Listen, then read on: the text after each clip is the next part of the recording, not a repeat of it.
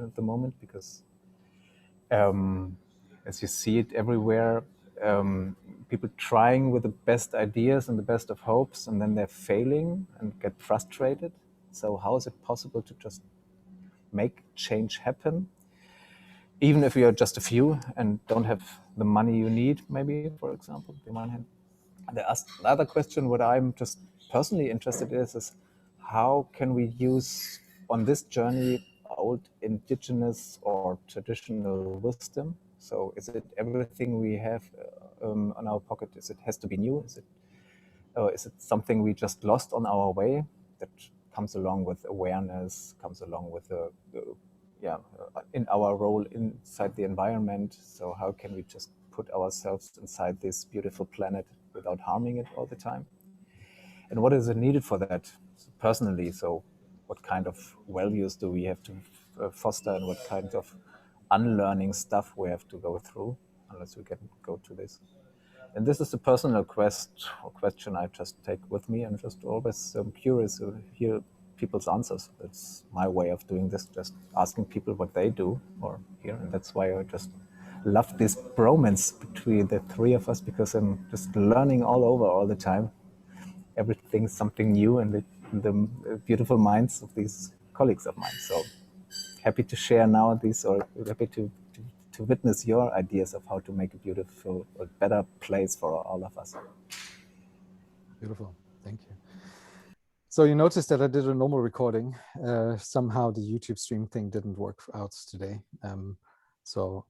Anyway, Jim, the way we usually do this is you take let's say 5-10 minutes to give context, meaning describe your configuration. Who are you? Why do you think the way you think? Where are you coming from? In order to give potential listeners who will be in the very closed group of Pirate Academy members, so we're not going to publish this, definitely not without your consent, some context of how to think about what they hear afterwards. And then you can, if you want, seamlessly go into the description of that community and how you would build it, or I can just dive in and frame that again, and then you can riff on solo for however long you want. I know that's a dangerous claim to make with you. I was going to say that you don't know what you're asking for there now. But I'm willing to take that risk.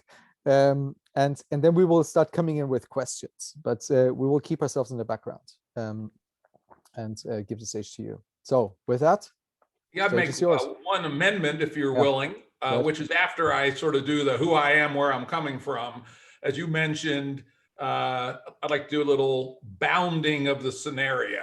Exactly. Yeah, that's what I was trying to say earlier. So before I sort of jump into then how I do it, because in my view that makes a huge difference. Right? Totally agreed. Okay, who am I? That's a good goddamn question. I haven't spent much time thinking about it. Unlike you guys, I am not very introspective. I am extrospective, I suppose, if there is such a word. That I do no more internal looking than I find useful for doing my work. So for instance, I find a certain form of very short meditation is useful in my always ongoing battle against eating too much, for instance, right? But in terms of, pawing through all the shit in your brain, fuck all that, not interested in it. I'm much more interested in engaging in the world. I come from a working class background. My father dropped out of high school after 9th grade. My mother left home when she was 14. My dad was a cop for his career in Washington, D.C., policeman. My mother was a housewife. I grew up in a community where half the adults were high school dropouts. So somewhat unusual for the people I hang out with these days, most of whom come from more middle class type backgrounds. And I would also say, unlike some, I've kept a lot of my working class values and roots. I still like hunting.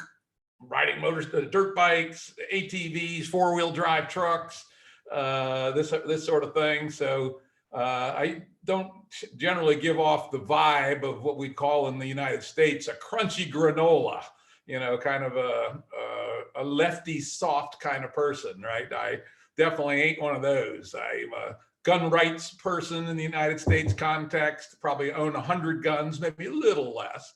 Like to play with explosives, so yeah. So with, that's sort of a little bit, again, different from many people in the communities in which I circulate, but I don't hide it. I basically, I am who I am. If you don't like it, fuck you. Has always been my attitude. Let's see, what else? Very important, probably the most important inflection point in my life. When I was young, I was raised in the Roman Catholic Church. And being a sucker for a good, complicated story, I actually liked it. I loved reading the Old Testament and all those weird fucking stories and what have you. We had some really good teachers in our Sunday school, Jesuit priests and stuff who really knew how to engage even a 7 or 8 year old mind in a really deep conversation. But around age 8, I started reading a lot of science. I read a lot of physics, astronomy, chemistry, biology. Instead of spending my money on comic books, I spent my small amount of money on science books. I'd get armloads at the library, and I slowly started becoming skeptical about religion. And when I was 11 years old, I spent the summer between 6th and 7th grade, part of it mostly having fun, but part of it researching religion. I read, again, working class, didn't have access to too many resources, no internet in those days. I was born in 1953, so this would have been 1964, long before any of this shit was around. So I went to the local library, big, good county library we had, and I read the descriptions of various religions in 2 different encyclopedias. I read about various forms of Christianity. I read about Islam. I read about Hinduism. I read about Buddhism. And I thought about it, and I had a decisive epiphany in August of that year that religion was bunk. It was made up by humans for the purpose of controlling other humans, and I was going to have no part of it. God damn it. And I have stuck with that very firmly since, not to say, but of course, I adopted the scientific worldview, and then I didn't know it yet, but I would now describe it as a scientific realist metaphysics, that the universe is real. Of course, our perceptions are not precise reflections of what's real, but the combination of our perceptions plus our experimental apparatus allows us to incrementally approach understanding reality. Further, I sort of knew it then, but I didn't have the words for it. Our intersubjectivity allows us to have more confidence in our assessment of reality, that many different people do similar experiments and come up with the same result. It provides, basically a bootstrap leverage towards accepting scientific realism as a good description of the world. So that was young me. I was always a contrarian. If I have one motto, and I checked on the internet, and nobody else has ever used this motto, so it's mine. The crowd is an ass. Whatever is the current belief of the moment of the mass of humans, it's my deep instinctual reaction that they're wrong, no matter what it is. And of course, that is not an infallible rule. It's like Occam's razor. Occam's razor being look for the argument that's the shortest. Not always correct, but if you don't have anything else to go on, Occam's razor is damn useful. Same way, the crowd is an ass. While not 100% correct, is a damn good way to bet, particularly if you don't have significant other data points. So I ended up going off to university. In my case, a fairly elite one, MIT. Started out as a physics nerd. Had another epiphany, interestingly, non-religious, of course, when I was a sophomore, second year, that I did not want to spend my adult life in a white coat in a damp basement. I was headed towards experimental physics. My math wasn't quite good enough to be a theoretical physicist, though I was, I think, number 4 in my class rank in physics. But I knew that my skill was experimental rather than theoretical. But I didn't want it. I just had this epiphany. Nope, don't want to do it. And so I switched and just drifted through the rest of university, graduated with a bad attitude about the world, went out, got the highest paying job I could find, which was as a car salesman. Was very good at it, paid off all my student loans in 1 year, and then hit the road, hitchhiked around the United States. I logged 50,000 miles. So it's that almost 100,000 kilometers hitchhiking over a few years. Some of that while I was in university still. Would work about 2 or 3 days a week washing dishes at restaurants. I found you could always get a job washing dishes at restaurants if you were moderately sober and not obviously insane. And that was, and paid a little bit better than minimum wage. So 2 days of washing dishes provided enough money to live on the road, living on $2 or $3 a day. Did that for a year, came back, still decided I was kind of, I wasn't too hip on the whole career thing. So I took sort of a interesting but none too stressful job as a college textbook peddler, salesman, who went around to university professors and told them about the books we had, tried to get them to write books, light lifting. And once you knew how to do it, it was about 8 or 10 weeks of work a year, plus a little bit of paperwork in between. So good lazy man's job to continue my own thinking and reading and studying, what have you. But then around 1979, I started seeing personal computers on professors' desks. And these were the very earliest ones. These were not the brand names we know today. These were ones you sort of built yourself. Inside, North Star Horizon, MITs, they were big old boxes, ugly ass things, right? But this was like, whoa, personal computer, this is really cool. And I had taken some computer programming in college, just one course, but had done some, worked as a programmer as a university student to make money. In fact, I wrote the first model of an atmosphere other than Earth's for the astronomy department. I modeled the atmosphere of Jupiter.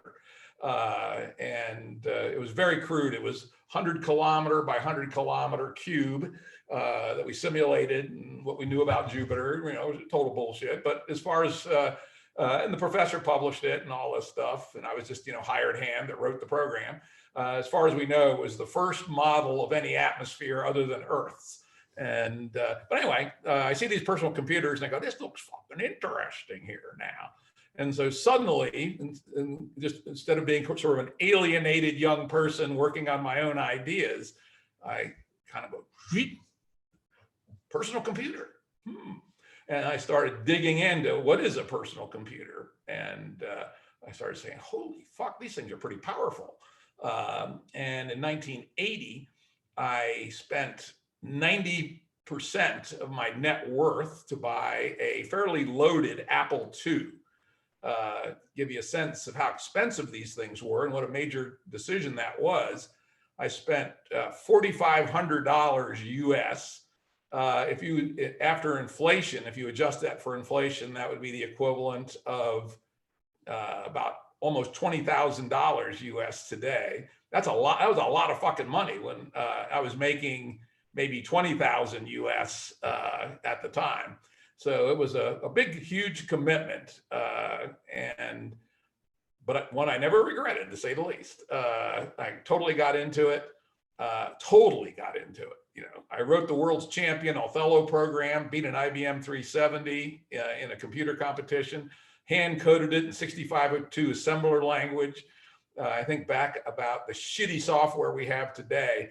This thing ran in 16K, not meg, K of memory. It had a graphic user interface. It had an AI and it had a game engine, all in 16K of hand assembled 6502 assembler. It was like, fuck me. It was and beating an IBM mainframe. Holy shit. And so I said, well, I'm fucking tired of just drifting. I'm ready to do something now. And so I started looking around at jobs. I said, oh, I probably ought to get a job to do this shit, right? And I applied for a couple of jobs as vice presidents of marketing for educational software companies. Hey, I know about education. I know a bit about computers. So that would be natural. I got 2 job offers. But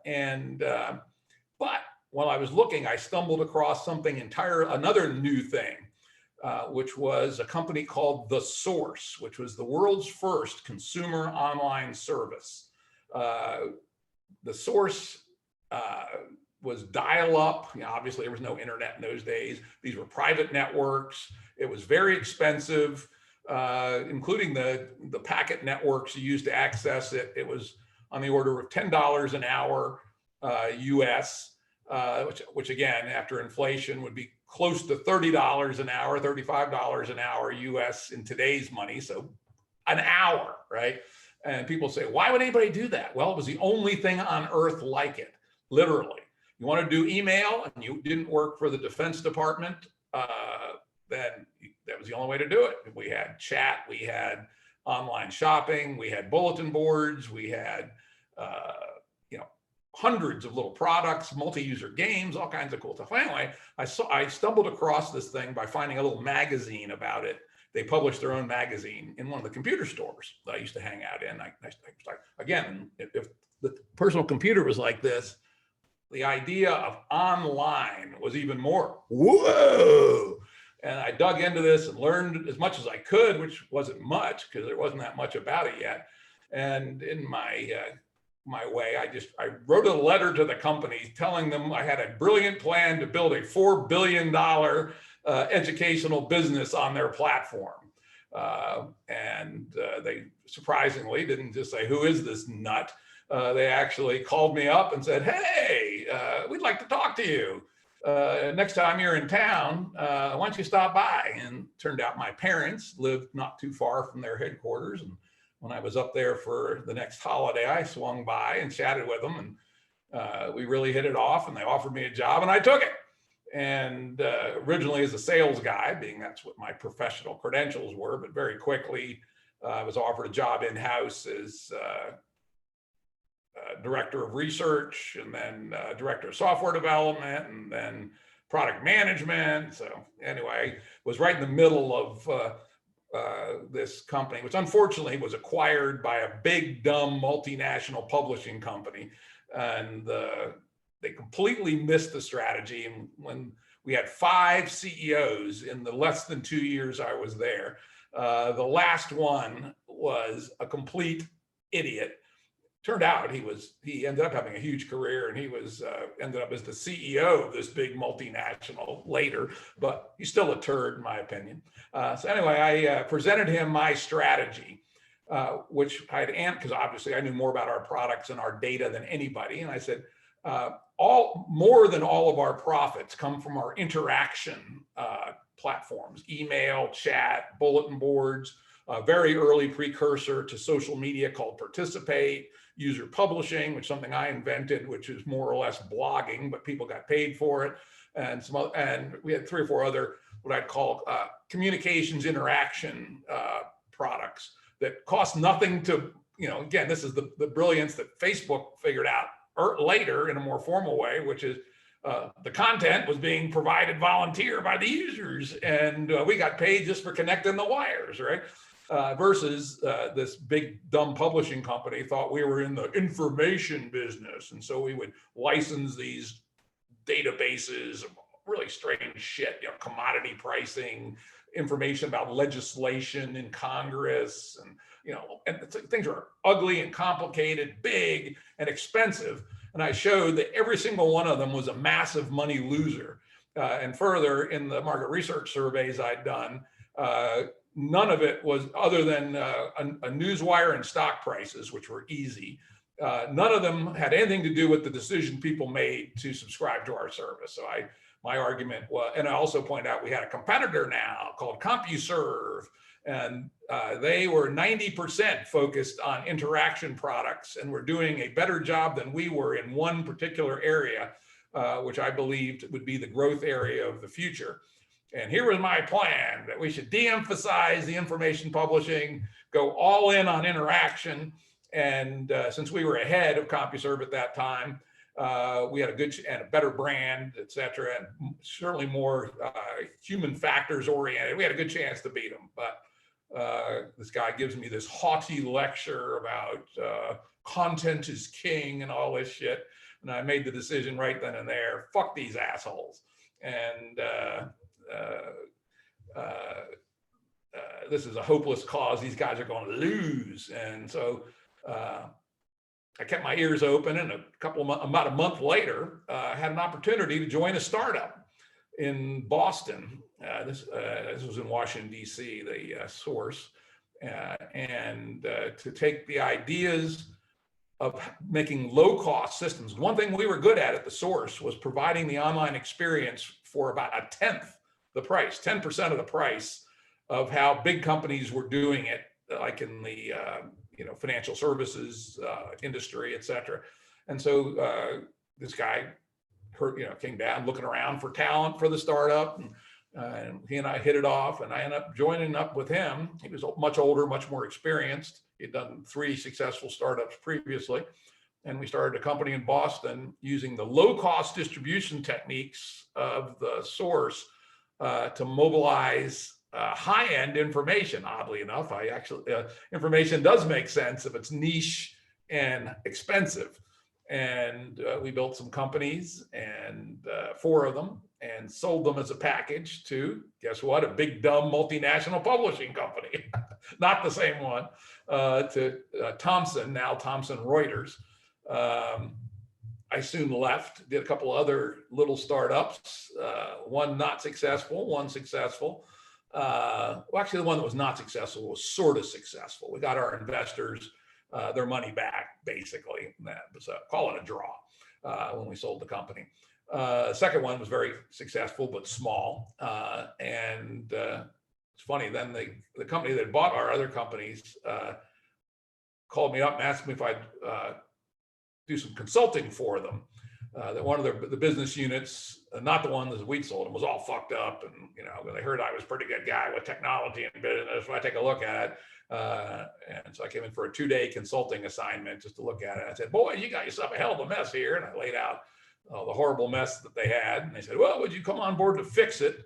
And I said, no, but I suppose there's a price for anything. So I threw out a ridiculous number to come on board for 2 months. And they just said, okay. And then after about halfway through the 2 months, they said, well, would you be willing to come on as the CEO of this group of business units? Like, actually it was co-CEO of a group of 6 business units. The other guy I knew, and he was really good sales marketing guy. Didn't know shit about operations and technology. And so the 2 of us together were a good combination. And again, I said, hell no, but I suppose there's a price. And so I threw out a price, and they said yes. And so I said 2 years.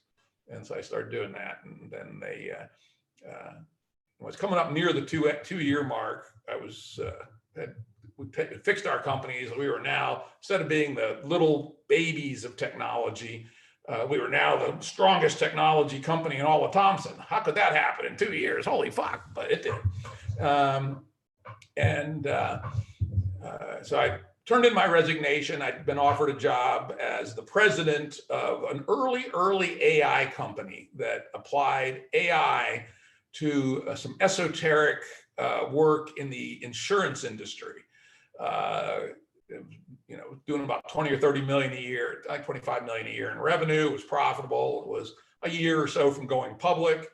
In those days, we didn't go public with bullshit. You only went public when you had a couple of years of profitability and all this sort of stuff. So it looked like a great opportunity. So I turned in my resignation. Well, it turned out that time, world is, I always tell people that luck has an awful lot to do with a lot of things, right? And it turned out that the weekend before I turned in my resignation, Thomson had a board meeting. This was in 1992. And somebody had said at the board, what's this internet thing, right? Here's the, Thomson, $8 billion a year professional information company, mostly CD-ROMs and print. And we had, our financial division was mostly electronic, but otherwise it was mostly not. And we also owned $1.5 billion a year worth of newspapers. Holy shit, right? And so what is this internet thing? Does it have any significance for our business? And of course, there was a couple of smart people on the board and they said, hell yes. Well, we better do something about the internet. So they said, yeah. And so we have to find an internet god to, help us figure out the internet. And somebody on the board happened to know me a little bit and had sort of seen through the corner of the eye the things that we had done at our business units and said, well, there's this guy, Jim Rutt, who, is running about $50 million worth of businesses for us down in Maryland. He knows a lot about the internet. Yeah. And they said, well, let's go get him to, figure it out for us. So they sent their, one of the guys from the board down, actually, especially when the word got up, the words crossed, right, that I had quit. Oh no. So they sent the boardman down to see if they could talk me into staying. And again, his story's the same. I said, well, not really. I have this amazing offer, but there's a price that'll clear any transaction. So how about X, right? How about you give me $5 million a year to build a advanced technology group. You pay me a ridiculous amount. And if I'm successful in 3 years, you pay me a really ridiculous bonus. I mean, a really ridiculous. And by the way, no metrics. You just decide yes or no. And they kind of looked at me weird, but they said, okay. And so I rescinded my acceptance of the other offer and became the technology dude for Thomson Reuters. And we did a damn good job, I'll say. They quickly gave me control of a $150 million a year investment fund to invest internally in improving our products, dragging them to the internet. We built a 700-person internal technical consulting division, a tools group, a platform group, rationalized our data centers. Anyway, we dragged this big old dumb publishing company forward. And as they say about hiking, you don't have to be faster than the bear, you just have to be faster than the other hiker, right? And so we were faster than our competitors, and we went from number 4 in the industry of professional publishing companies to numero uno in about 8 years. And mostly because we moved our technology about 18 months faster than they did. And that was the story. And we built some new businesses too. And they didn't know how to build new businesses. They just milked their old ones. But we built some big new ones that are really important, like almost all the trading on Wall Street, the settlement for equities, all the plumbing for doing that. We actually built that from scratch. It's a hugely profitable, obscene business. We built a new kind of stock price system that put the old boys out of business. So anyway, we had fun. We did a lot of good shit. And the company was a very good one, very ethical. And I figured I would just, work there till I retired. But then 1999, I guess it was, probably early 99,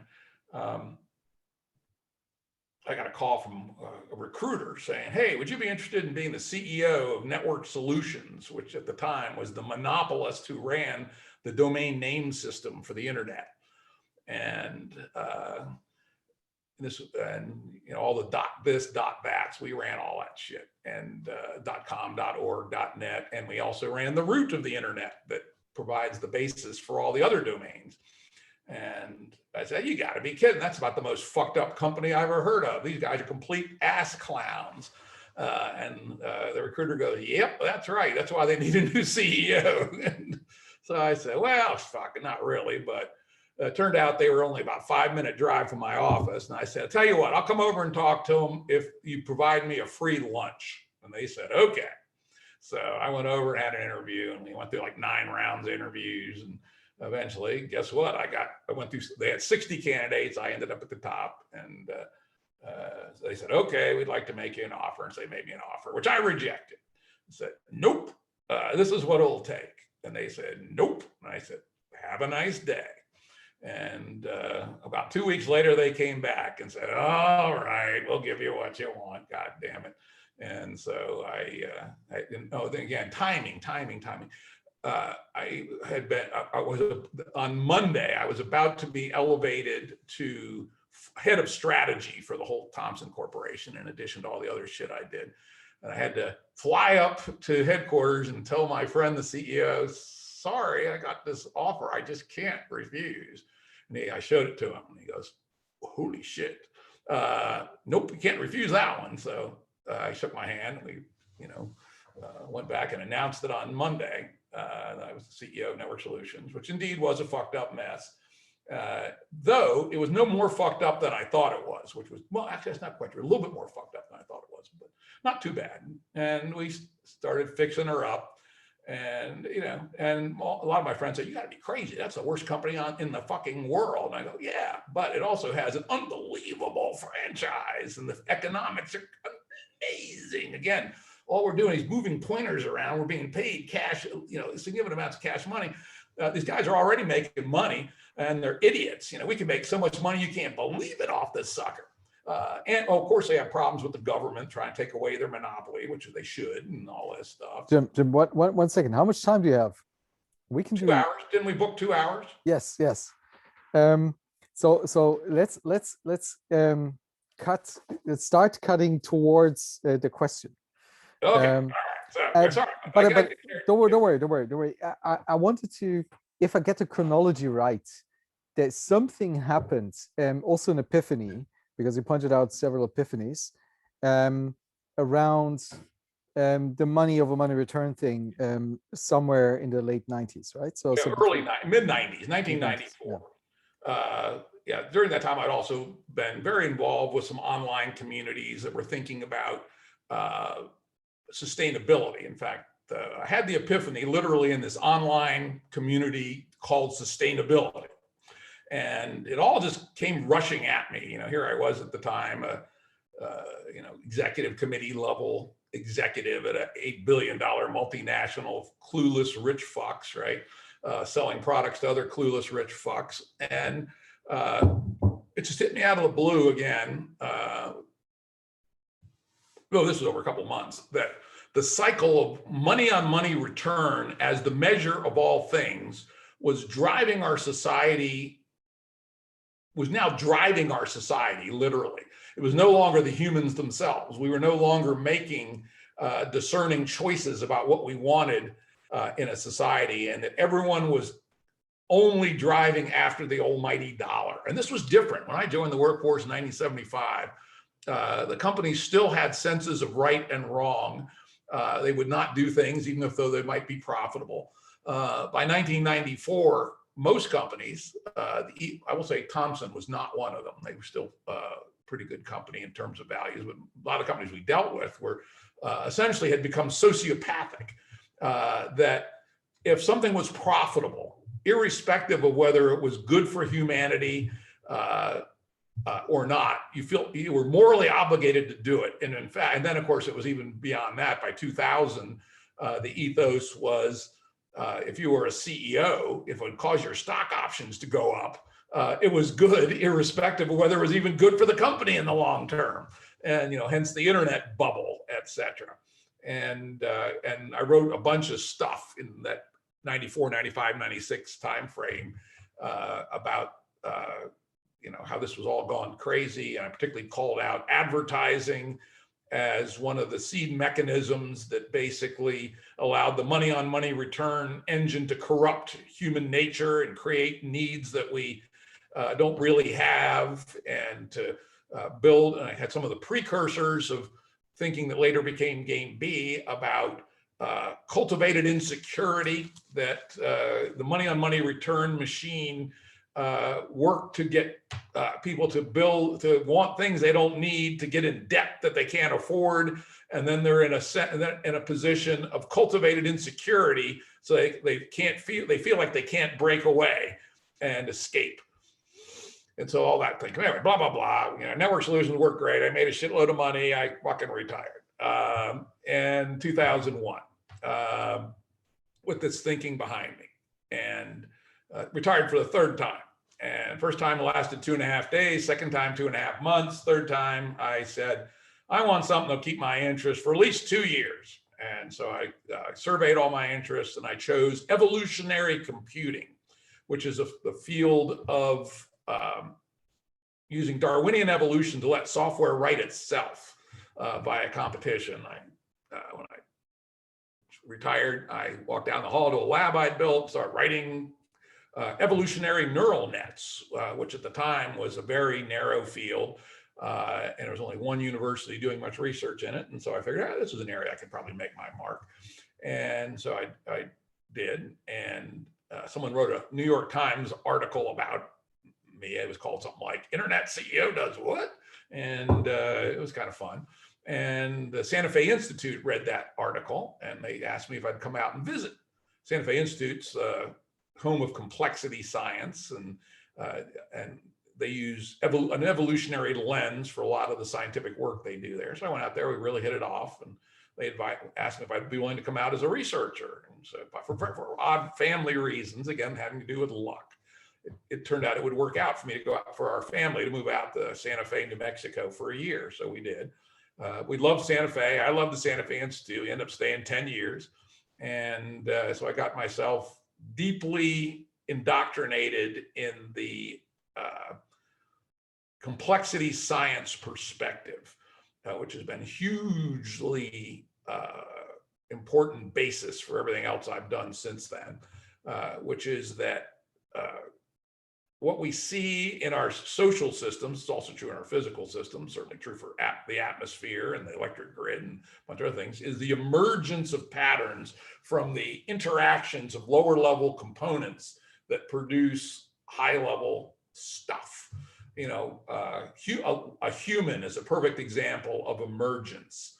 At the bottom, we're just protons, neutrons, and electrons jiggling around, right? And then we're atoms, and the atoms are molecules, and the molecules are chemistry, and chemistry is biochemistry. Biochemistry is metabolism. Somehow all that turns into a cell. Originally, cellular life was single cell for most of its existence, from about 3.5 billion years ago to about 500 million years ago. Then some magic occurred, and cells started figuring out how to interoperate and become multicellular organisms during the Cambrian explosion, where basically all the phyla on Earth, all the major categories of life on Earth, came into being in about 5 to 10 million years. Truly an amazing story, the Cambrian explosion. If you don't know it, look it up. And then multicellularity, and then we have tissues, we have organs, we have systems, we have nervous systems. Interesting, the neuron was also invented by Mother Nature during the Cambrian explosion, or right before, we're not quite sure. And so the neuron becomes one of those systems, information processing. And so a human is the stack from electrons, neutrons, protons at the bottom through all these 20 levels of emergence. And then even humans are a piece in a broader emergence of the ecosystem. And then, well, let's say chimps are elements in this higher emergence of the ecosystem. Humans were too, still are, though they denied it for a long time. And then humans built this whole new cultural level. So we're also players in our games of culture. The economy is nothing but another emergence, right? The economy started when Og traded dog, a rock for a stick, and everything else is an emergent result of that. So now we have, derivative securities written on multiple packages of mortgages, for instance, total abstractions upon abstractions, but it's still on base, still A and B trading a rock for a stick. Anyway, that's the kind of perspective I developed in learning about complexity. And it is just true, right? It's just one of these things that once you learn about it, you go, there is a lot of huge amount of power that comes from this perspective. In 2012, time, again, family reasons, to move back to Virginia. So we did. I resigned as chairman of the Santa Fe Institute, came back and wrote a paper that laid out a whole bunch of thinking about what was wrong with society and how a lot of it was our monetary and financial systems, but also our democratic systems, all our institutions all fucked up. And I sent it to a friend of mine named Jordan Hall. Then he liked it. He gave it to some guy named Brett Weinstein. Then we created a group of people, kind of like the Bro Network, that we did include a couple of women. And like 12 of us started meeting every 6 weeks, face to face, flying in from all over the US and Canada. And the group gradually grew to about 35 by the next, by May of 2013. And it was basically the formation of the thing that's called Game B. And so Game B had its own history and kind of went dormant for a while and came back to life around 2018, and now seems to be on a pretty good run. And so anyway, that was a hell of a, sorry I took so much time, but hey, what the fuck? A good story is a good story. What the fuck? Yeah. No, we still have really enjoyed it. Amazing story. Yes. Yeah. So we have about an hour and 10 minutes. I think plenty, and at the same time not enough time to lay out your version of the let's say, let's call it Proto B, as you were talking about Game B. And again, so first, as you said, contextualize, so set up some constraints. Let's contextualize a little bit here, because again, I have thought a whole lot about prepping for catastrophe, right? And I live on a very remote mountain farm, and it's not a coincidence, right?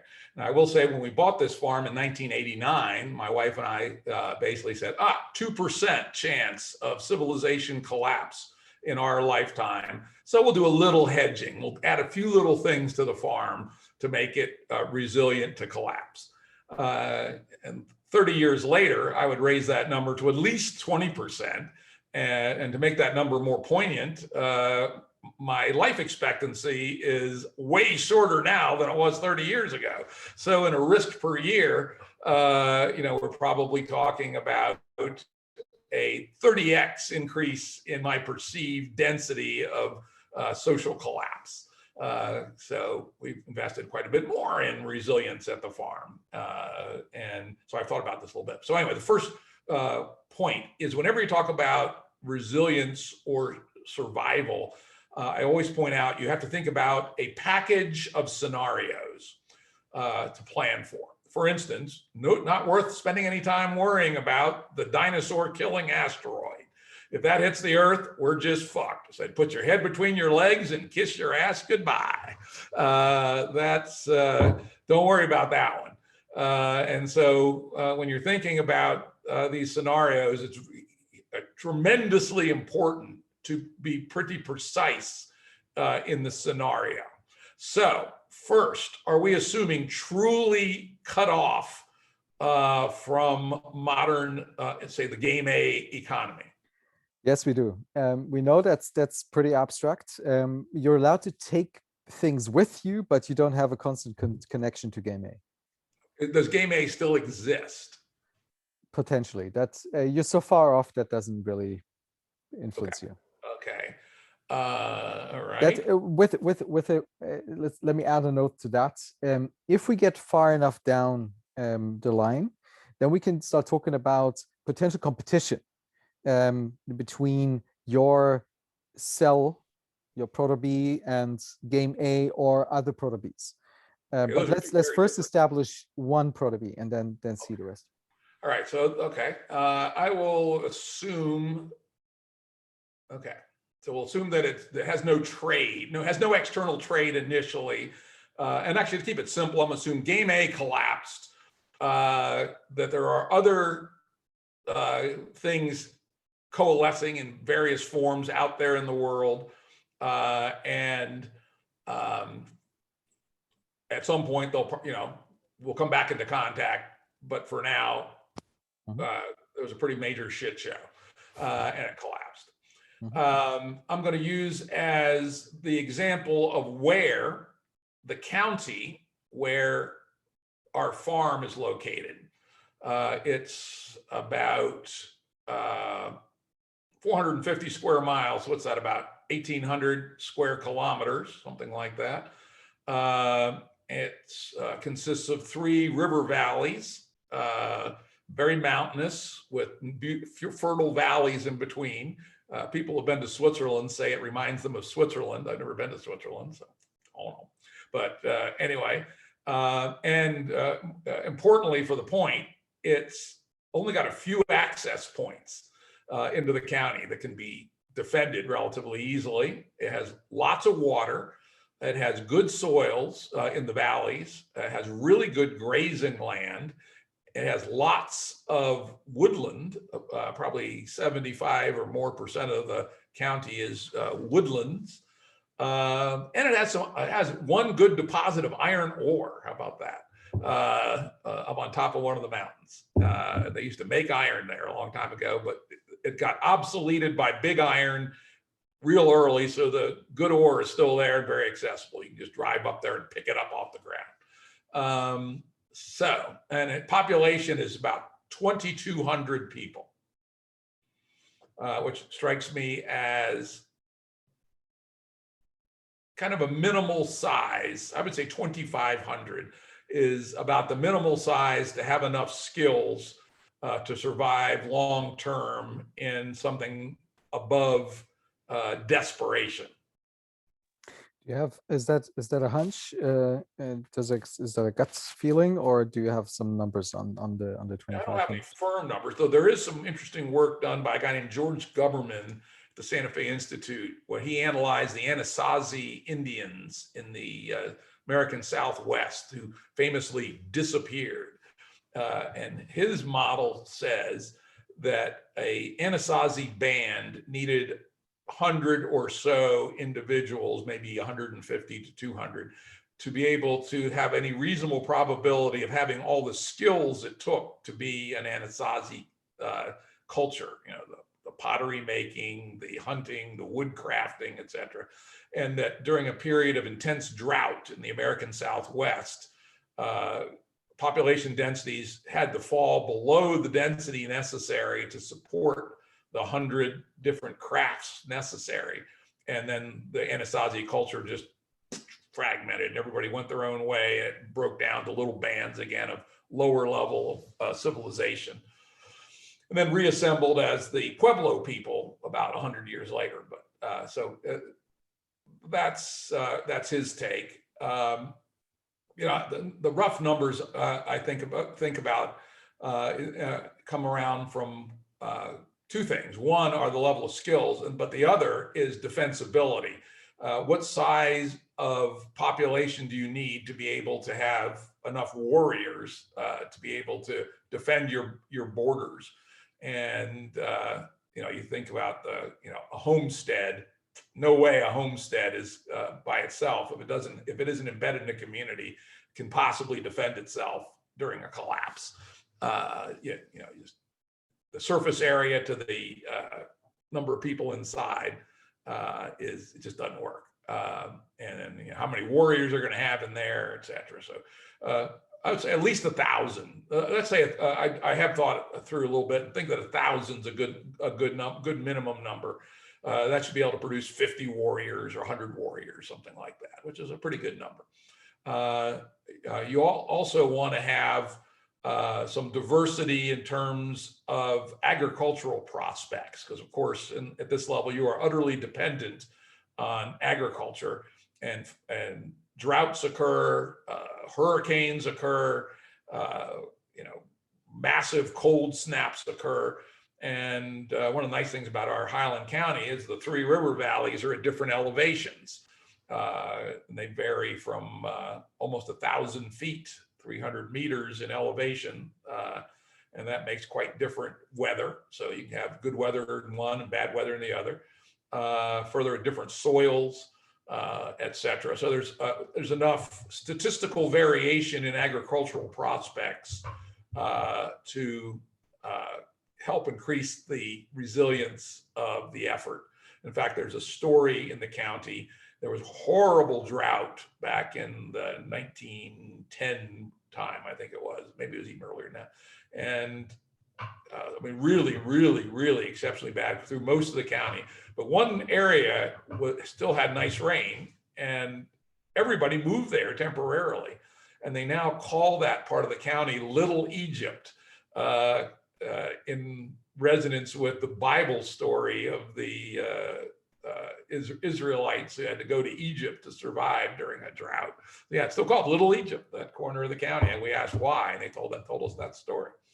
So having some weather and soil diversity is it's helpful for resilience and robustness, both basically. So I would use that as a scale. But I would also suggest that you need to organize fractally, that you still need to think about the homestead, which is a piece of land that a group of people can work together. And it doesn't necessarily have to be a traditional American Western nuclear family. It could be 15 or 20 people who are working the land together. It might be as many as 100, 150. And so that's the base unit is the chunk of land that provides a living for the people on it, plus a surplus to trade with the other people.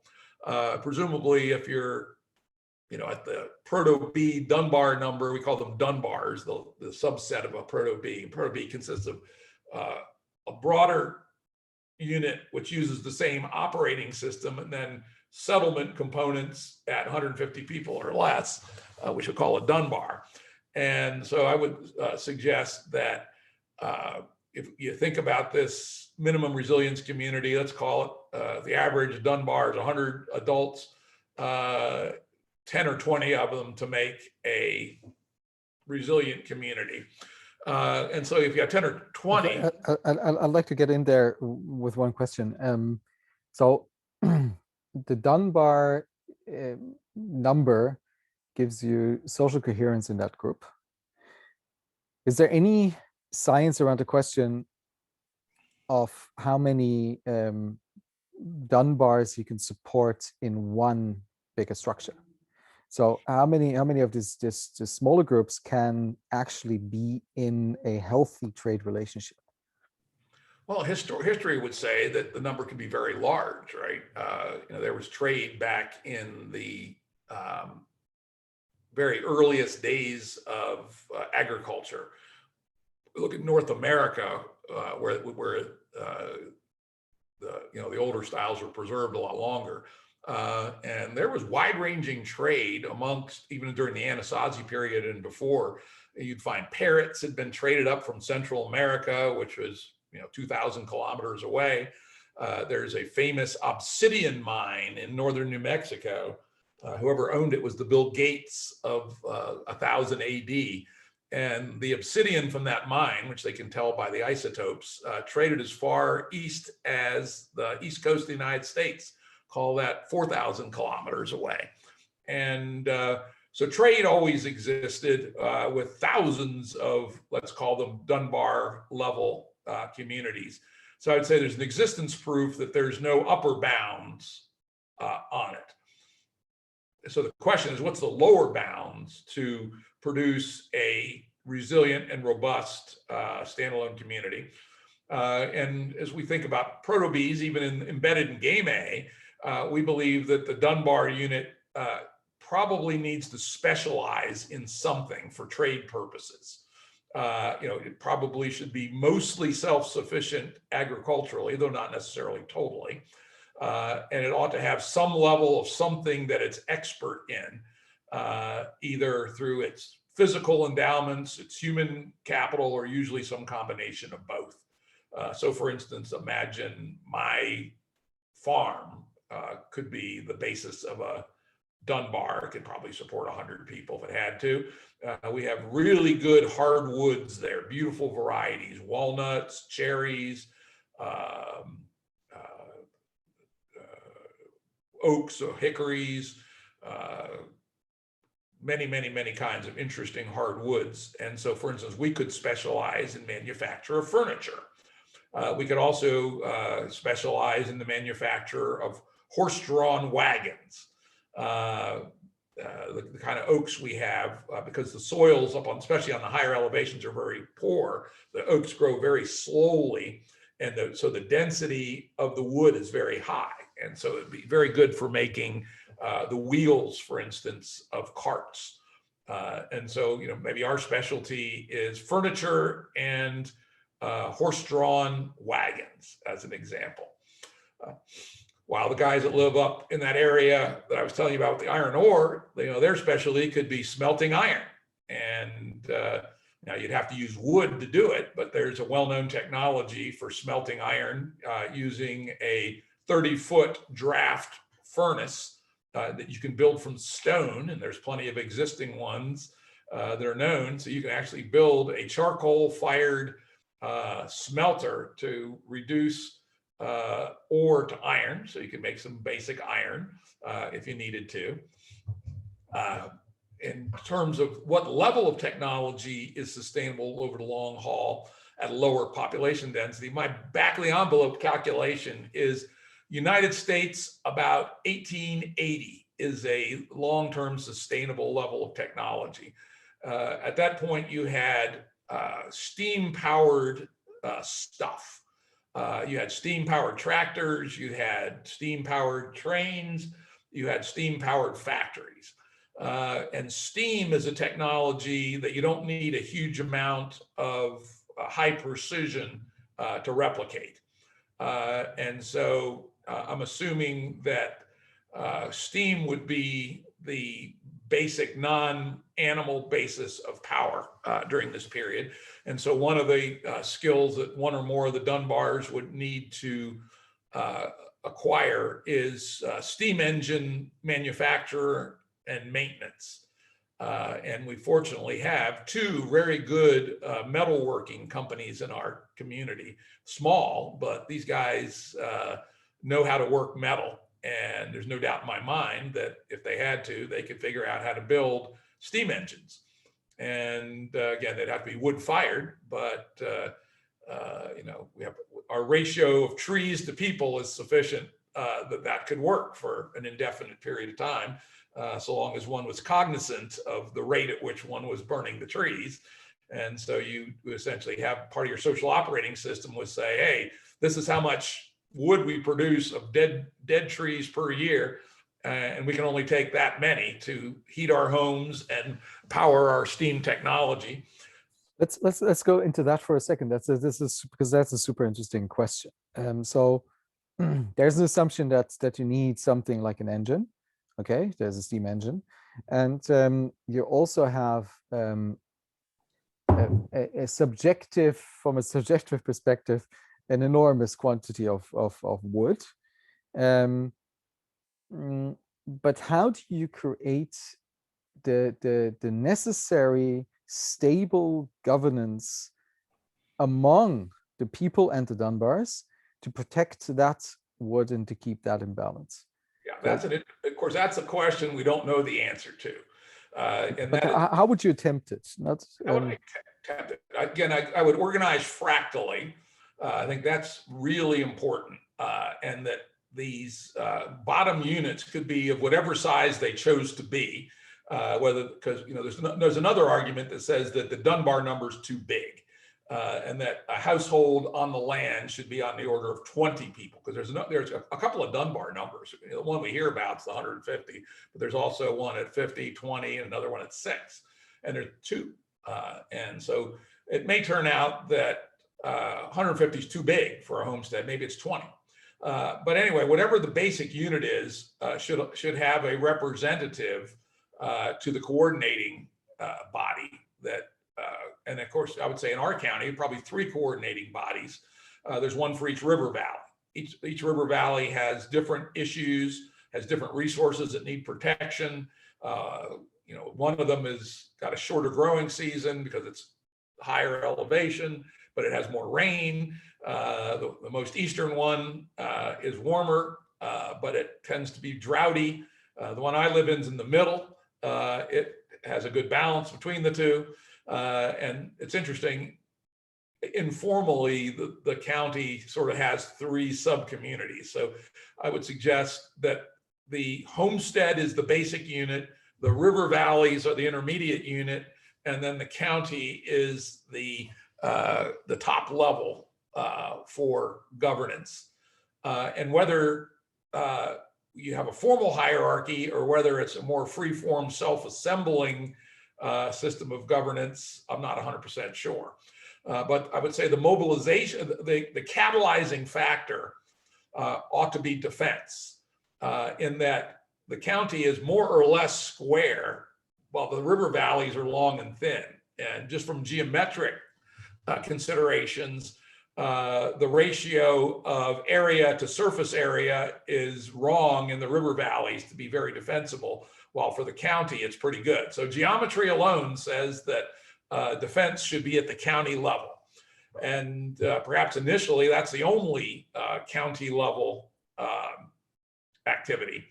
Though, again, taking the Little Egypt story, some contingency planning for crop failures is probably something that could also be considered at both the river valley level and the cross river valley valley level. I would assume that in such a construction, it's super interesting that there's a mutual dependency between the however big Dunbars. So if everybody depends on the iron Dunbar, they will have an easy way to grab power. So what? Not really, right? Okay. You just go kill them and take it from them if they misbehave, right? That's the traditional forager way, right? Somebody oppresses you, go kill them. So a single Dunbar couldn't possibly resist the other, let's call it 20 Dunbars. So they have to behave, right? At the end of the day. Again, each Dunbar would have its trade good. Again, another one might be clothing. There's a part of the county where flax grows pretty well, for instance. There's also some interesting native dyes that grow here. So one could have a nice clothing industry, and that might even be an export outside of our region, clothing being fairly light and easy to transport. Another Dunbar might specialize in whiskey. In the old days, the county had a pretty good moonshine industry, homebrew, illegal, untaxed whiskey. And again, in the history of the American West, that was one of the first trade goods, because whiskey is also high value relative to its volume and weight. So, a wagon full of barrels of whiskey is worth quite a lot of money and is worth a journey over the mountains to sell over in the bigger population areas. So there'd probably be a Dunbar that specializes in whiskey.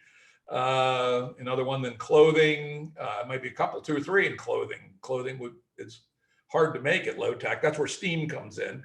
The alternative to steam is water. And we do have 2 sufficiently large rivers that could produce quite a bit of water power. And there's beautiful technology for making water wheels and all the gearing out of wood. There's an existent one not far from where I am today. I've actually been to it, where the whole millworks were made out of white oak. It's beautiful and it's amazing. And so there's a little iron for the axles and a few little pieces of iron, but one could build a functioning water mill with probably no more than 2 or 3 kilograms of iron, and the rest could be oak and stone to build the structures and such. More iron, the better. More effective. You're more efficient with more iron, but you don't absolutely need very much iron. You know, the early pioneers in the United States, there were mills everywhere, and most of them were mostly hardwood with a little bit of iron. Steam, though, is good because, you know, you're not dependent on weather cycles, et cetera. You're not dependent on location. You know, the water resources are, you know, the best water resources maybe a fair ways away from where the people are. And if you could have steam driven, you know, two things you want steam power for, three things. One is more productive agriculture. Number two is milling, you know, turning the grain into milled products. And then third, potentially, this is a higher level, is power looms for making cloth. Again, if you look back at how cloth was made in the 18th century, mostly wood, a little teeny bit of metal for the hinges and the pivot points and things, and cordage strings of various sorts to organize the weaving. So again, that's why I say the 1880s level technology and all the technologies before is one that you could duplicate without access to the outside world, as long as you had a little iron. Now, of course, if we assume that our community was the result of collapse, we'll have all the iron we need for a very long time. The engine blocks from all the cars, right? We melt them down and we'll have, you know, and the frame. So we'll have way more metal than we need. So if we assume a collapse scenario, as opposed to magically appearing in Highland County, isolated from everybody else. But, you know, we could also assume we can use the no longer useful automobile components that are left over, which is a massive amount of iron, be enough iron for a 1880s level community for thousands of years, probably, particularly if you were careful and recycled your metal, which of course you would, because metal would be like, you know, it's interesting when Amazonian tribes first encounter civilization, the two highest valued trade objects are metal axe and a metal pot. Both of which are ridiculously inexpensive, right? If you buy a basic axe, $10, right? A basic metal pot these days, $3, $5, right? And yet those are what have the most impact in improving the standard of living of a first contact Amazonian people. And so, you know, probably every family has a metal pot or two. You know, little bits of metal used in the milling, and then the looms for weaving cloth. Wagons don't really need metal. You can do it all with wood, though there are some components that do better with metal. So again, you know, small amounts of bearings and things of that ilk.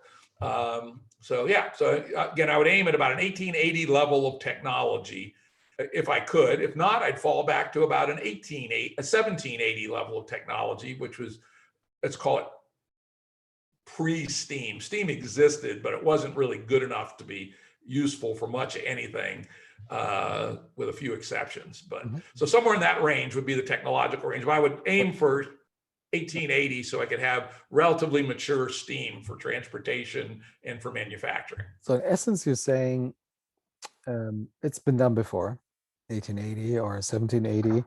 We can do it again. Yes. And probably because we have all the wreckage from the game A Collapse, we can probably do it a lot better and a lot more easily than before. Now, and we also know some things. Like, for instance, we know we can, again, assuming we had a few books. Though frankly, I don't even need the books. Let's say all the books burned too. What the fuck? No more internet, of course. We know about things like penicillin, for instance. You know, I couldn't tell you exactly how to make penicillin, but the fact that I know that it existed and that it came from bread mold, and a particular blue-green bread mold, is enough of a clue that, give me 5 years, I can probably figure out how to make penicillin, for instance, which makes a huge difference. We also know, amazing that humanity did not really know where disease came from until 1870. It's fucking amazing. You know, Louis Pasteur was the one who demonstrated. So we did not know to put your sewage below the well further downhill from we did not know that until 1870. How could that be? We know that. And that alone is probably 80% of how the death rate became reduced in humanity over the 100 years from 1870 to 1970. The biggest killer of children, at least in temperate climates, was diarrhea.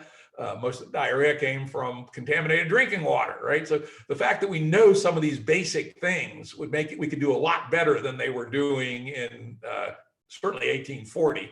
And even by 1880, the information had not propagated very far.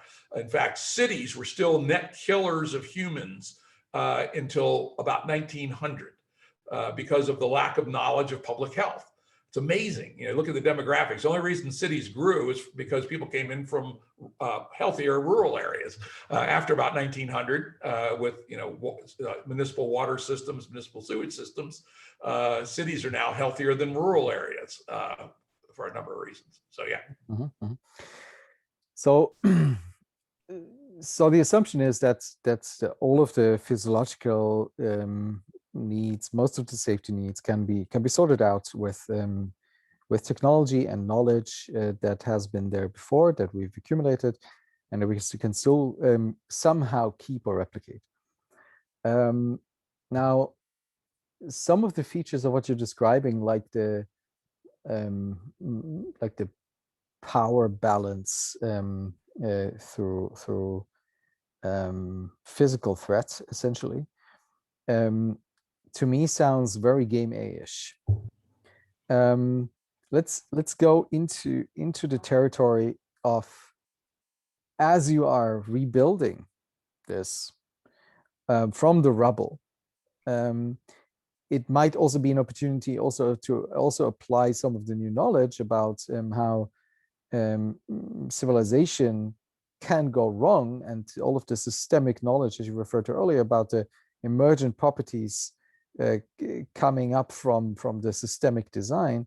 How would you go about the fabric of these 2,500 people, the social fabric inside of that? Yeah, I think that's a great question.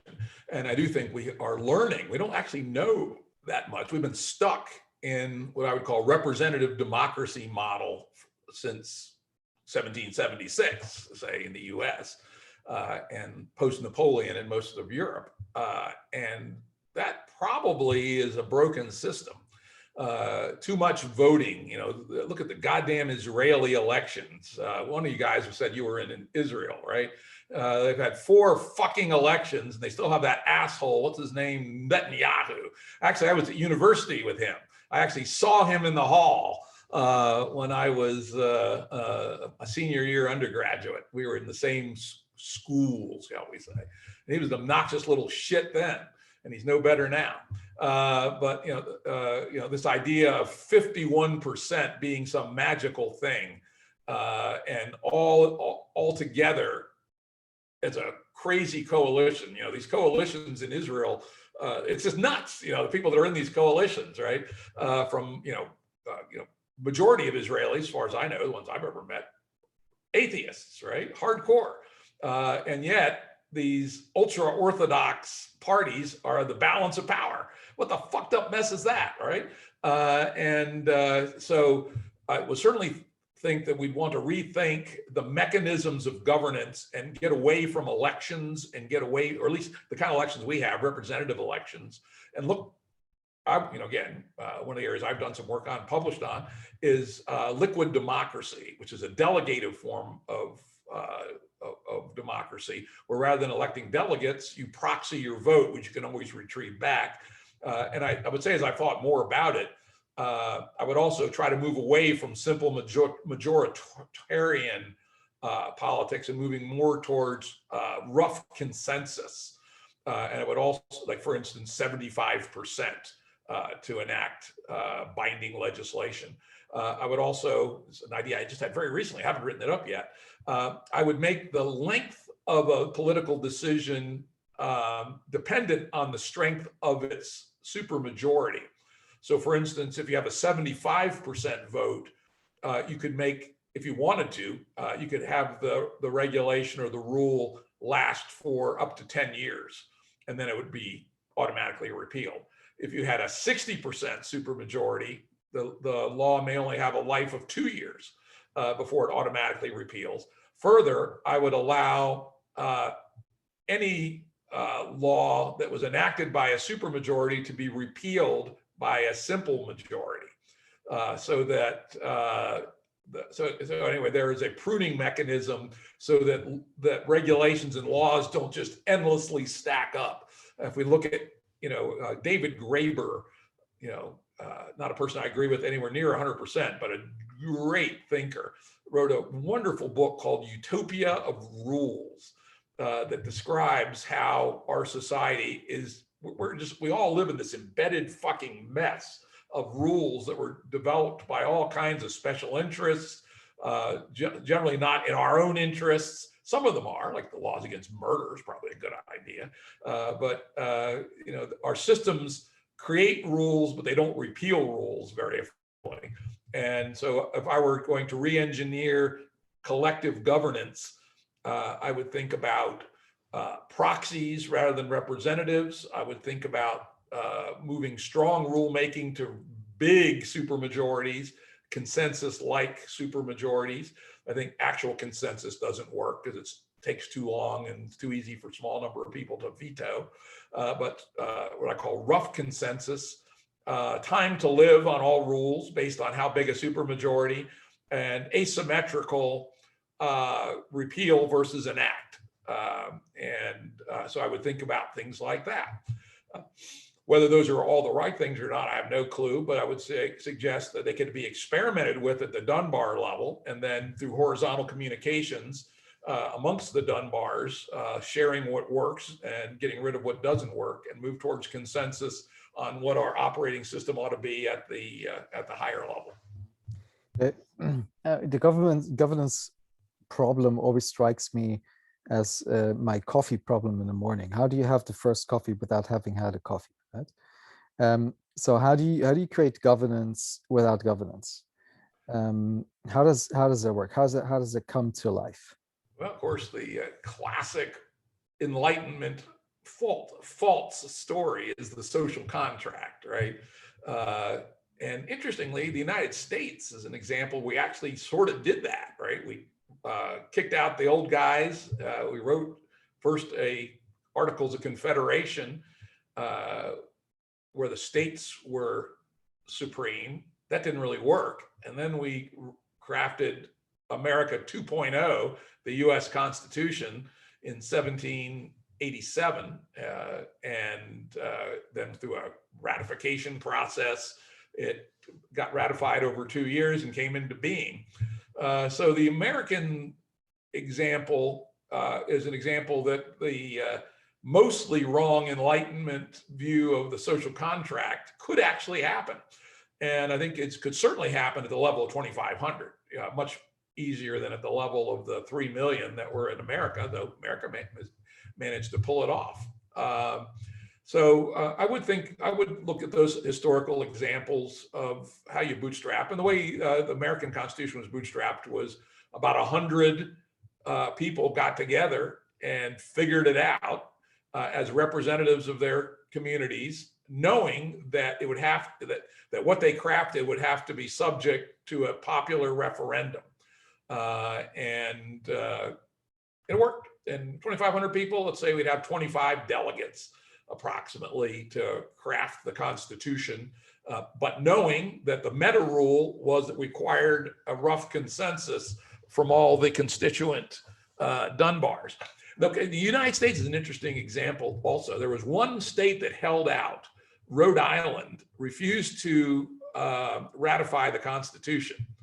And the founding fathers said, fine, you don't have to, but you're not a member.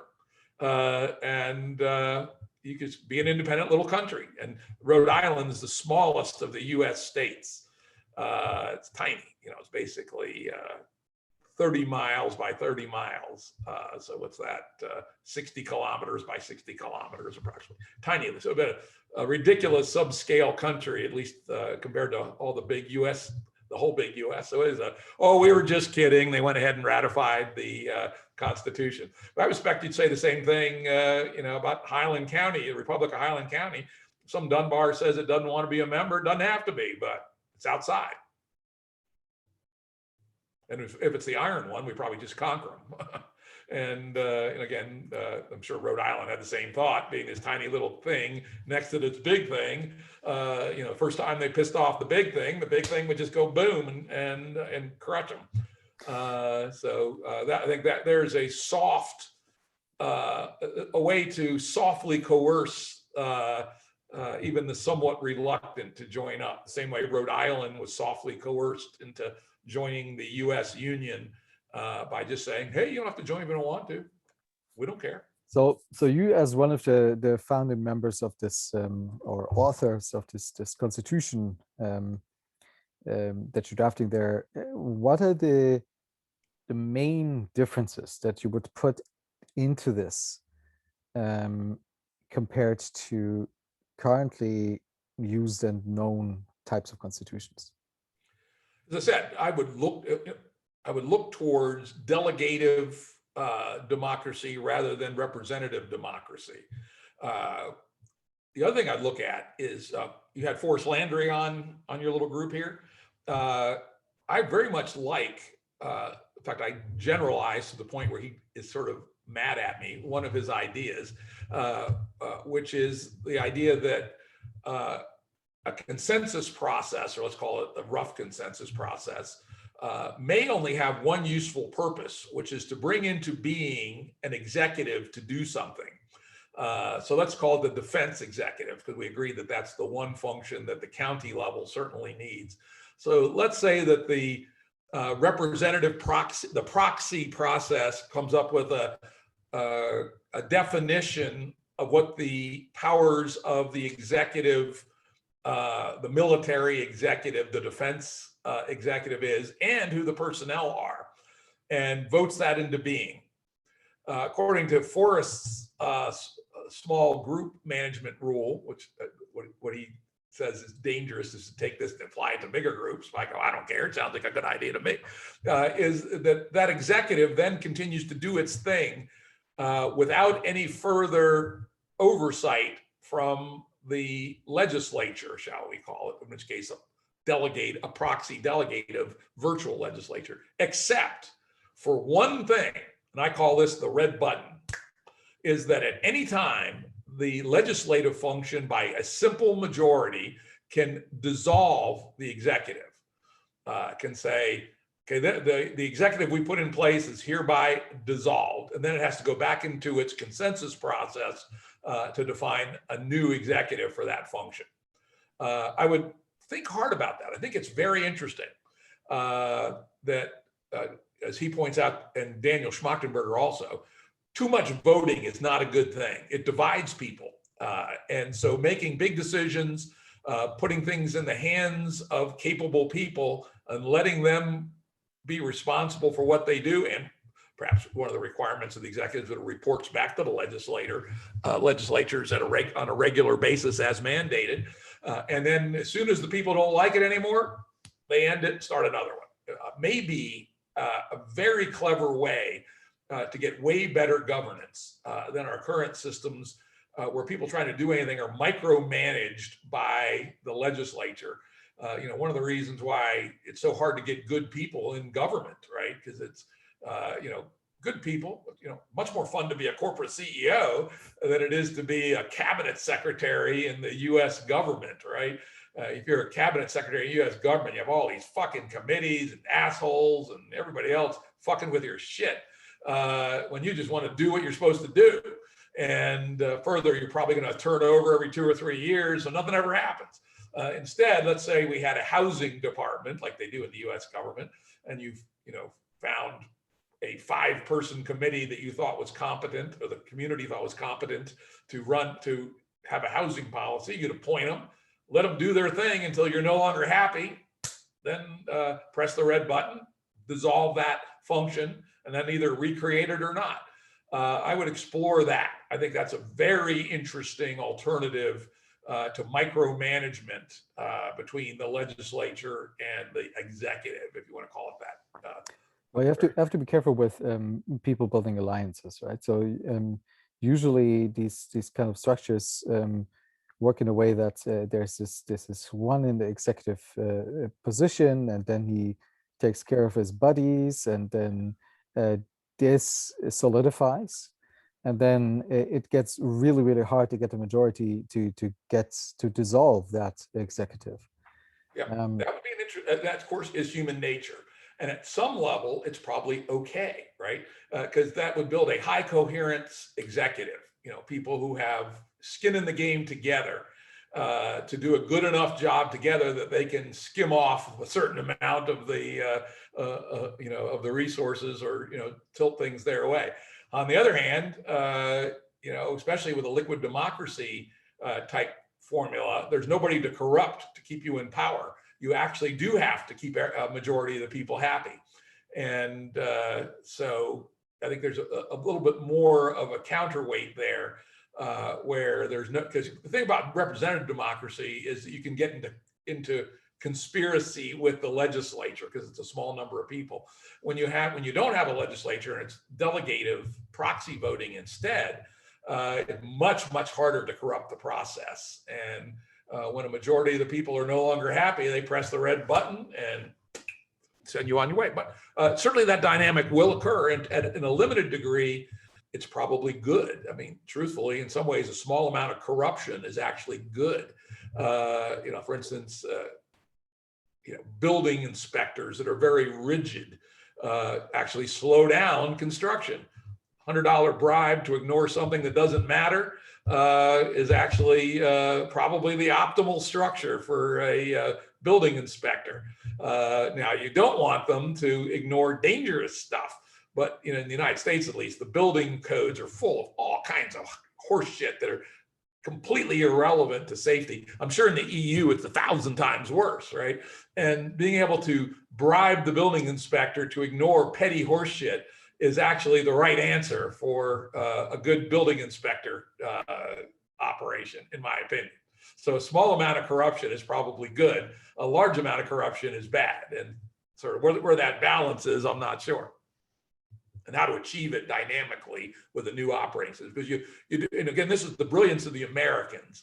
Go back and read the Federalist Papers, which are the documents by which three of the main founding fathers argued for the adoption of the Constitution, including James Madison and Alexander Hamilton, who are on opposite sides, but they wrote together cohesively, anonymously. You didn't know which one was writing. Now we know, because we can statistically look at the styles and figure out who wrote which.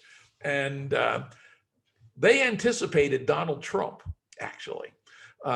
James Madison was quite explicit that someday our process will produce a very bad president, but we will survive because of the balance of power, the supremacy of the judiciary, the limit on the time in office. One of the things he pointed out was that the Congress is elected every 2 years. And sure enough, the Republicans were thrown out. The Democrats came in 2 years into the Trump regime, which put a stop to most of his nonsense. And then after 4 years, he was thrown out. Now, it was a close call, but the Madisonian machinery actually withstood its most dangerous test, probably in the history of America.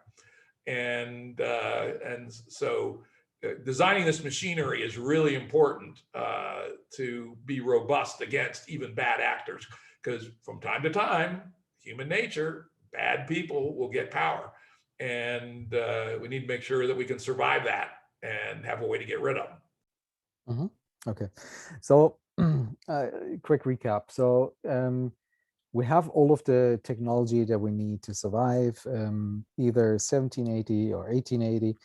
We basically have a pretty good foundation for a governance model, but we have to add some tweaks, not so much representative, but more delegative, faster to vote if something goes wrong, and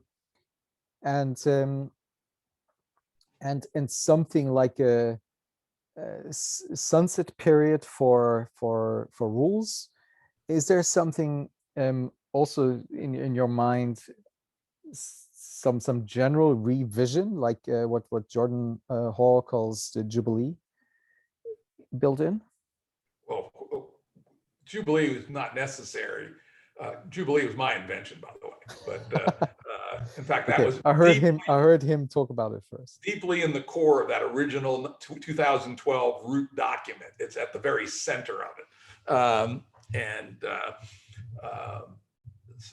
Jordan and I collaborate on thinking it through. Well, Jubilee is the answer to sweep out Game A.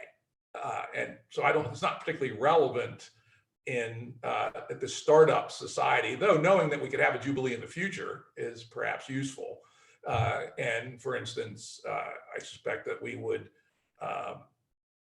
think through the financial system of our society in a way to keep us from getting into this debt money situation. There is one thing I did miss, and interestingly, I've never actually talked about this, and this is important, so I'm glad we're having this conversation. One thing that's missing from the architecture of our little mini society is a free press. We have to have information. A person that's working on their homestead, most of them don't have time to follow what's happening in the political realm. And so you need a press to communicate to people, and it needs to be a competitive free press.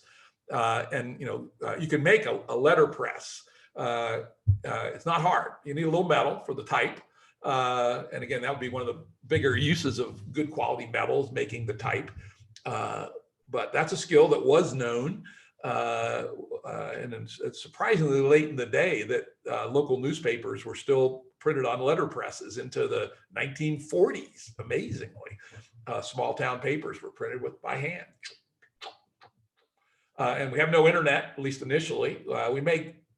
We probably create a rudimentary communications network using radio, would be my guess, within 10 years, maybe something like that. So we have maybe a teletype type based system or fax or something to get stuff around, but probably for at least the first 10 years, and may still be the bulk of the information even 50 years later, newspapers might well be necessary.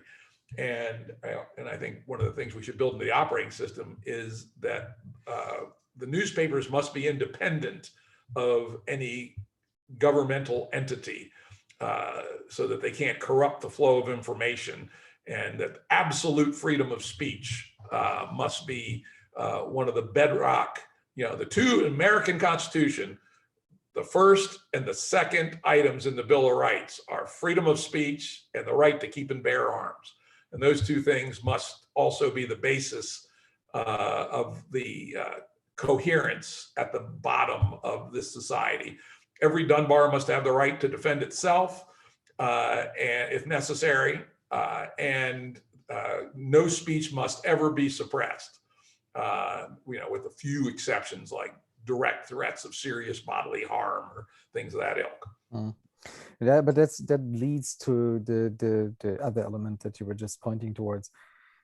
If you have a free press, you can just decide as a community to feed the people, or you can start buying their news product. So what about finance? How does currency, money, in what form come into play? How does it work? I think it's way less important than it is in our society. And I'll tell you why. Adam Smith's Wealth of Nations was written published in 1776, the same year as the American Declaration of Independence. And it actually does make sense in a smaller scale society. In America in 1776, the largest business enterprise, non-slave, some of the plantations were bigger than this, but free business, the biggest business in America had about 100 employees, was a shipyard in Philadelphia. And even at that scale, something like free market, I think, is okay. And certainly at a population of 2,500, something like free market is okay, because no single entity is likely to aggregate very much power. At least certainly relative to a homestead. You know, if a homestead's built around a Dunbar, you know, and there's 20 of those or 40 of those, you know, each of those is relatively small relative to a human, and also more or less equal to each other. So I think that the biggest issues we have today is the gigantic asymmetries that we have. You know, we have companies that employ millions of people, Walmart, Amazon, et cetera. And we have people who have net worths of $100 billion, right? If the difference in wealth is a factor of 2 or 3, I think free markets handle it reasonably well. You know, if we have, you know, a Dunbar that's 150, we have another one that's 25, I think those kind of scale differences are also ones that work out reasonably well with a relatively free market. I would say we should probably take advantage of what we know about currencies and you know, think through that, you know, what currency really is mutual credit, right? It's not a commodity, it's not a scarcity, and we should think through a mutual credit based monetary system. But truthfully, I think finance matters a shitload less in micro scale communities than it does in macro scale communities. And the real problems come is when the asymmetry between the economic units and the human become huge. Mm-hmm. So to me, that sounds very much like you're pointing towards a gift economy, a gift-based economy. Probably not. No, probably an exchange-based economy, though with some gift or perhaps coerced gift, i.e. taxation.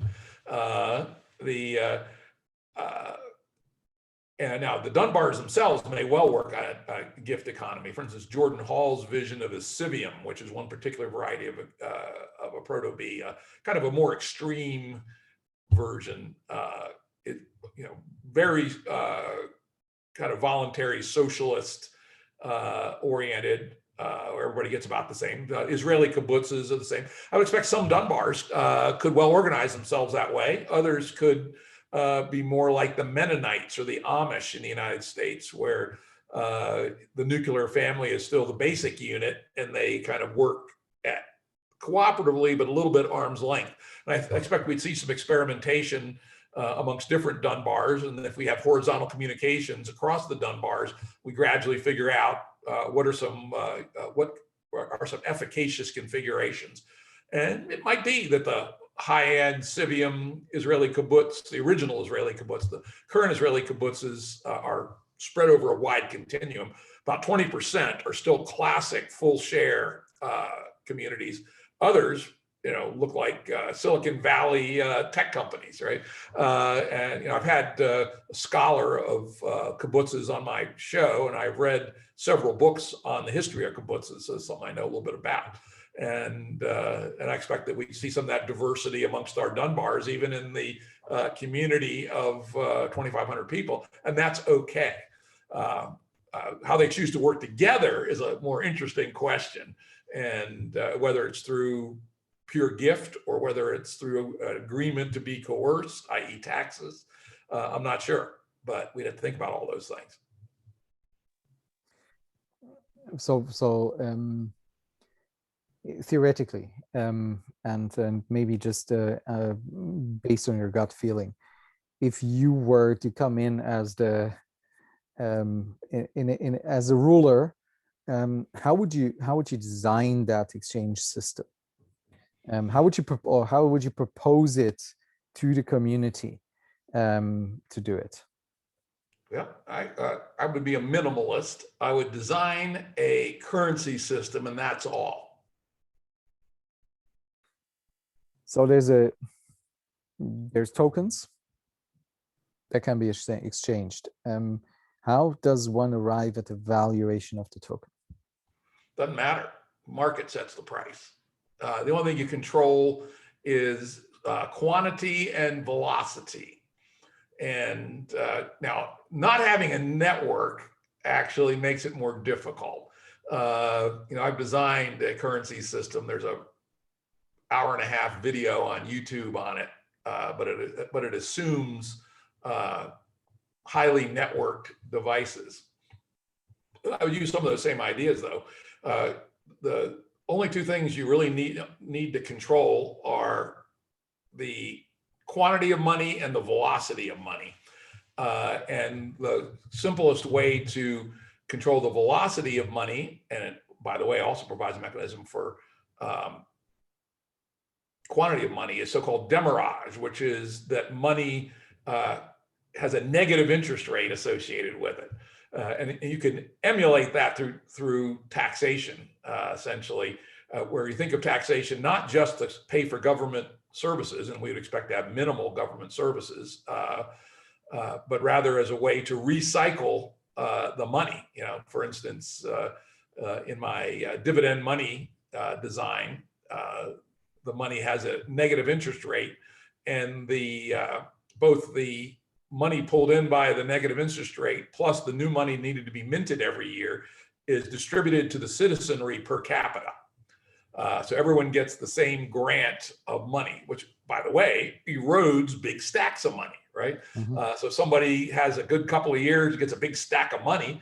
If they keep it in money and they don't invest it in productive assets, the demurrage shrinks it and distributes it pro rata. So I would point to my dividend money video as at least some rough ideas about what I would do in terms of designing a monetary system. The other part I would add, which also came from this original 2012 paper, is radical transparency in finance. Again, harder to do without computer networks, but I would want everyone's checkbook to be world readable. Maybe that's part of what the newspaper does, is publish everybody's checkbook once a month, right? So we know who spent what on what. This is a disorienting view from people who think that privacy is a high value. And I would say, what you do in your own bedroom, that's your own business. But perhaps when you engage in exchange of tokens, it's not your own business. And Jordan and I were the only two in our official platform. We did not put in radical transparency, but Jordan and I still believe it's correct that everyone's checkbook should be world readable. And we think that alone is a remarkably powerful mechanism for self-governance. In general, not only in finance, I guess. Yeah, radical transparency. And again, in governance, any citizen should be allowed to go to any government meeting, with one very narrow exception would be military strategy. And that should be firewalled. One time back in 1994, and I was having these political epiphanies, I proposed the US government should be allowed to keep exactly 50 secrets, no more, no less. And when it classified an additional document, it had to unclassify another one once it got to 50. Sounds like fun. So that secrecy is necessary in a tiny domain, but in general should be radically exterminated. That transparency is hugely powerful in ferreting out abuse. So does that include bribing the building inspectors? Including bribing the building inspector. It'd be right there on your checkbook.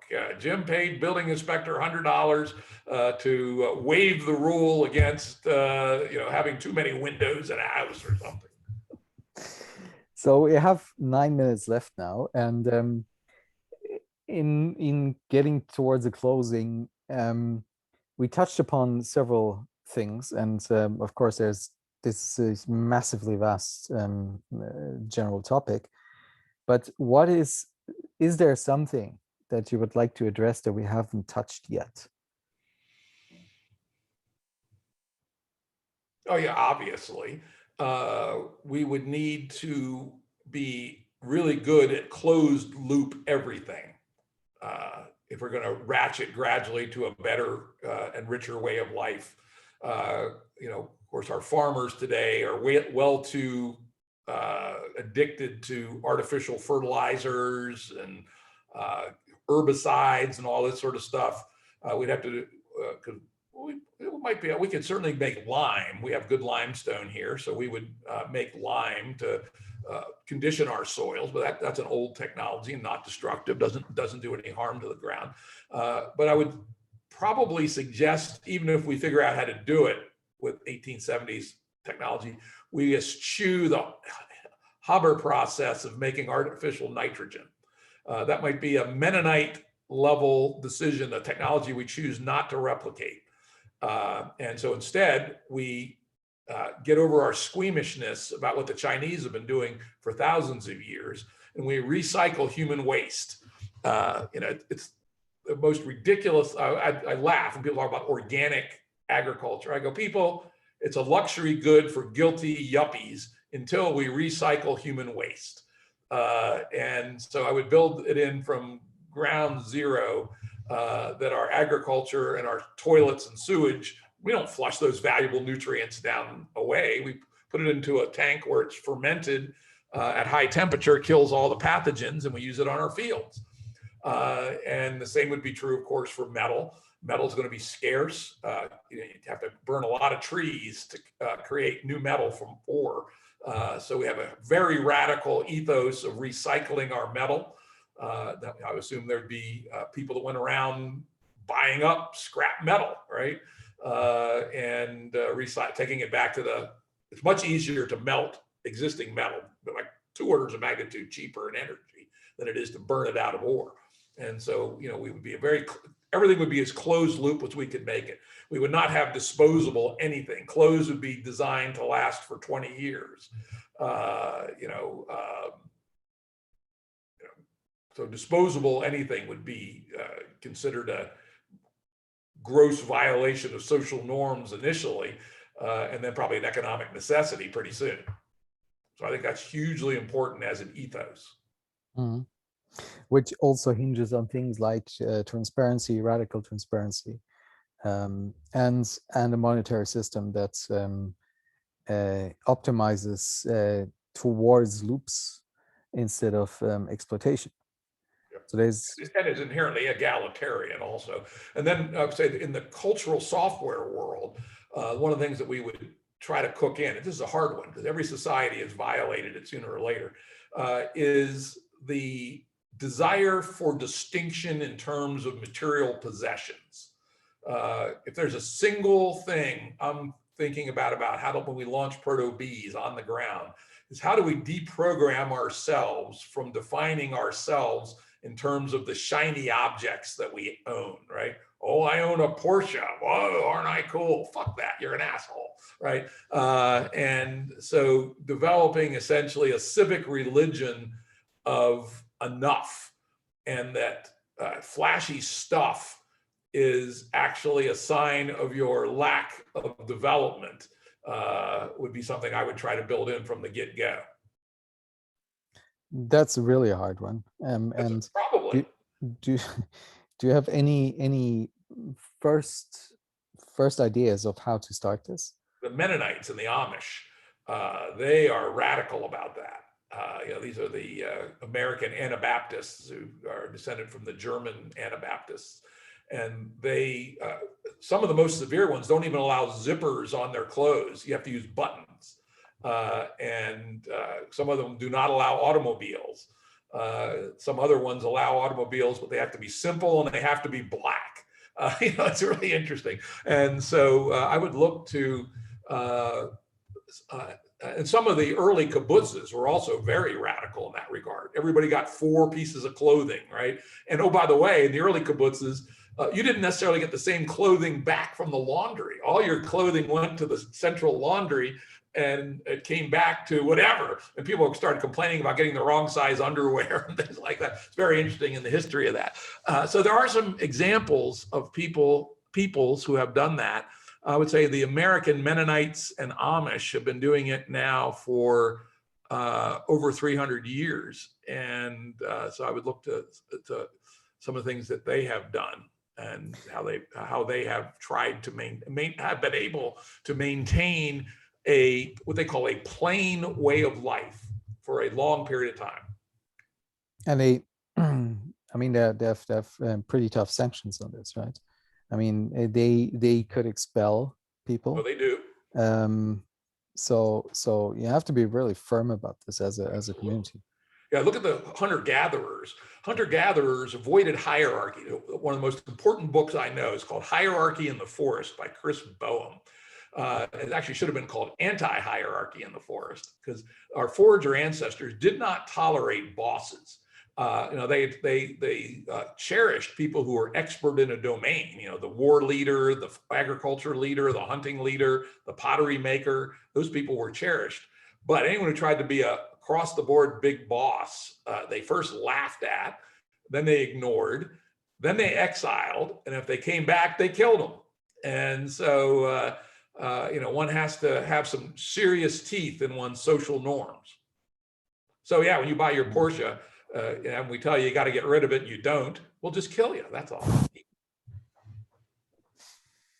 Okay, Jim, it's 2 minutes.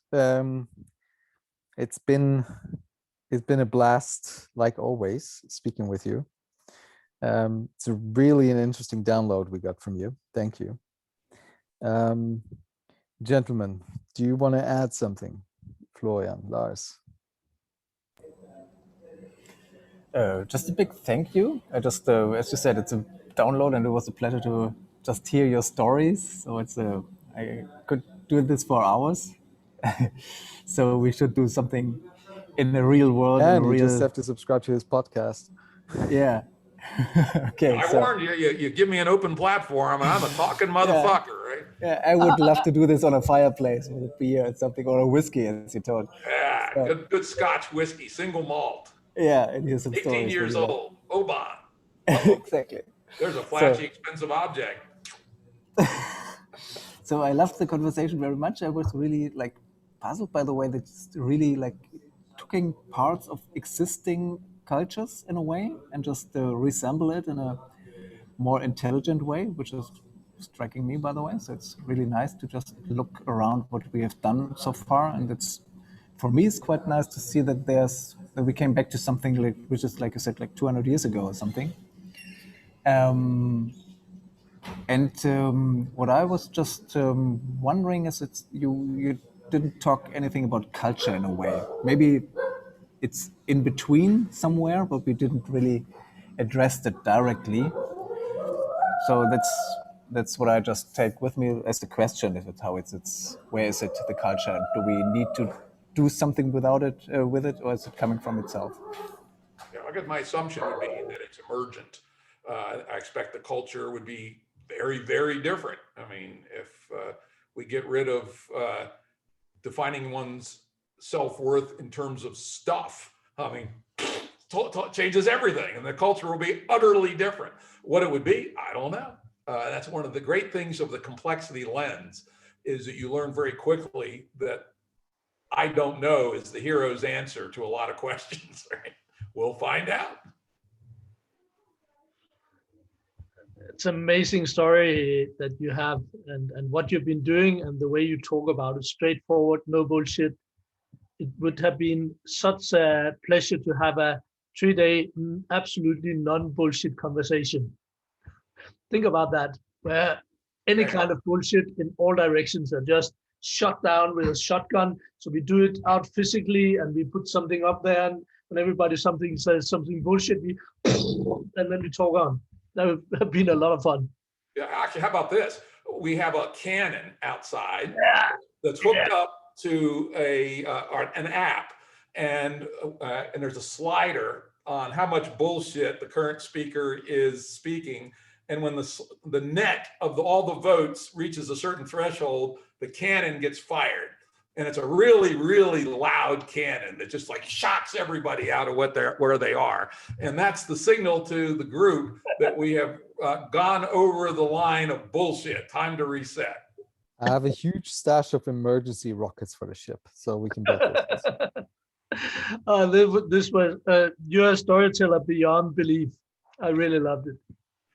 Yeah, and I thank you guys. I mean, the questions have caused me to think about things I haven't other times thought about. This is probably the longest time I have actually talked and think while talking about, what this thing might look like.